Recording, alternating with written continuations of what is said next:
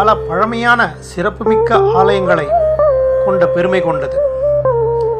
அதிலும் திருமாலுக்குரிய திவ்ய தேசங்கள் 108 பல முக்கிய திவ்ய தலங்கள் தமிழ்நாட்டில் அமைந்திருக்கின்றது. அதிலும் குறிப்பாக சென்னைக்கு மிக அருகில் உள்ள ஒரு அற்புதமான ஆலயம் திருநீர்மலை. இது 47வது திவ்ய தேசம்.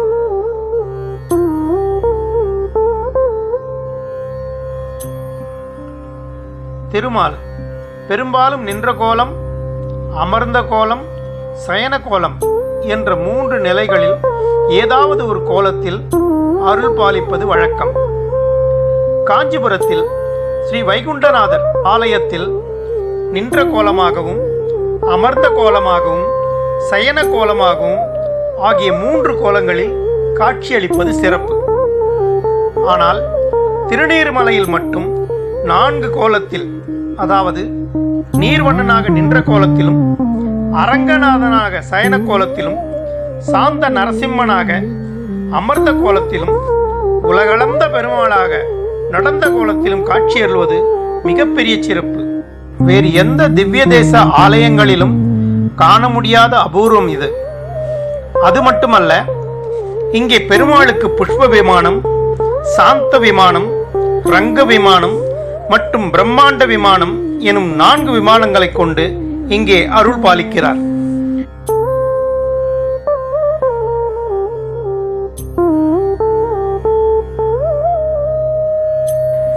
திருமாலின் சயனங்கள் 8. அதில் இங்கே அரங்கநாதர் பள்ளி கொண்டிருப்பது மாணிக்க சயனம் என்பார்கள். ஸ்ரீவில்லிபுத்தூரில் வடபத்திர சயனம், திருவள்ளூரில் வீரசயனம், திருக்கடல் மல்லையில் தலசயனம், திருக்குடந்தையில் உத்தான சயனம், திருப்புல்லானியில் தர்ப்பசயனம், ஸ்ரீரங்கத்தில் புஜங்க சயனம், சிதம்பரத்தில் போகசயனம் ஆகியவை மற்ற 7 சயனங்களாகும். இங்குள்ள அரங்கநாதர் சுயம்புவாக தோன்றியவர். மலை மேல் உள்ள ஆலயத்தில் ரங்கநாத பெருமாள் நாபிக் கமலத்தில் பிரம்மாவும், திருவடியில் ஸ்ரீதேவி பூதேவி அமர்ந்த கோலத்தில் தெற்கு முகமாக காட்சியளிக்கிறார். அருகில் ரங்கநாயகியாக தாயார் தனிச்சன்னதியில் கிழக்கு முகமாக காட்சியளிக்கிறார். பின் சுற்றுப்பாதையில் கிழக்கு முகமாக இருவேறு சன்னதிகளில் சாந்த நரசிம்மமூர்த்தியும் உலகளந்த பெருமாளும் காட்சியளிக்கின்றனர். இந்த இடத்தின் பழமையான பெயர் காண்டவ வனம். இதற்கு திருநீர்மலை என்று பெயர் வந்த காரணத்தை பிரம்மாண்ட புராணத்தின் மூலம் அறிய முடிகிறது. 3 யுகங்களாக தொடர்ந்து யாகங்கள் செய்து வந்த தேவர்களும் முனிவர்களும் கொடுத்த ஆகுதிகளை ஏற்ற அக்னி பகவான் மந்தமடைந்ததாகவும், தன் மந்தத்தன்மை தீர வழி கூறுமாறு திருமாலிடம் வேண்ட, திருமால் அப்பொழுது மூலிகை காடாக இருந்த காண்டவ வனத்து மூலிகைகளை நீ உண்டு மந்தத்தன்மையை நீக்கிக் கொள்ள வேண்டும் என்று சொன்னார். அதன்படி இங்கே வந்த அக்னி இங்குள்ள அத்தனை மூலிகைகளையும் உண்டதால் அந்த பூமியை உஷ்ண பூமியாக மாறியதாகவும், அதன் காரணமாக இந்த வனத்தில் தவம் செய்து வந்த முனிவர்கள் திருமாலை வேண்ட அவர் மழை பொழிவித்து குளிர வைத்த பொழுது இந்த மலையை நீர் சூழ்ந்ததால் இம்மலை திருநீர் மலை என்ற பெயரை பெற்றதாக கூறப்படுகிறது. 2000 ஆண்டுகளுக்கு முன் இத்தலத்திற்கு வந்த திருமங்கையாழ்வார் இம்மலையை சுற்றிலும் நீர் சூழ்ந்திருந்தமையால் எதிரில் இருக்கும் மந்திரகிரியில் 6 மாதம் காத்திருந்து தரிசனம் செய்ததோடு மாமலையாவது நீர்மலையே என்று பாசுரத்தில் மங்களாசாசனம் செய்வித்தார்.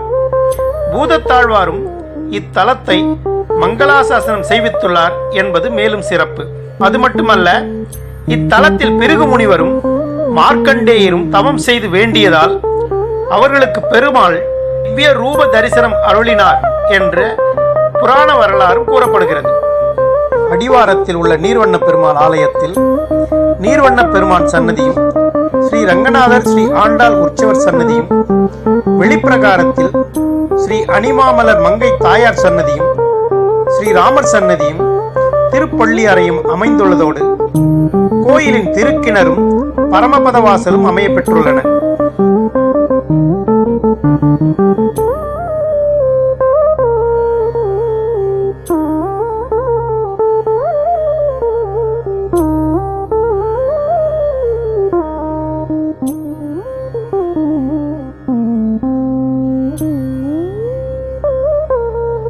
நின்றும் கிடந்தும் இருந்தும் நடந்தும் என்றும் நீர்மலை நீங்காது குவளையும் ஓர்குடை கீழாலும் நரசிம்மனே, அரவத்தில் துயிலும் அரங்கநாதனே, அடியார் உள்ளம் உரை உலகளந்த பெருமானே, நின்றதோர் கோலத்தருள் நீர்வண்ணனே, நின்னடி போற்றினோம் மாமலையாம் நீர்மலையானே.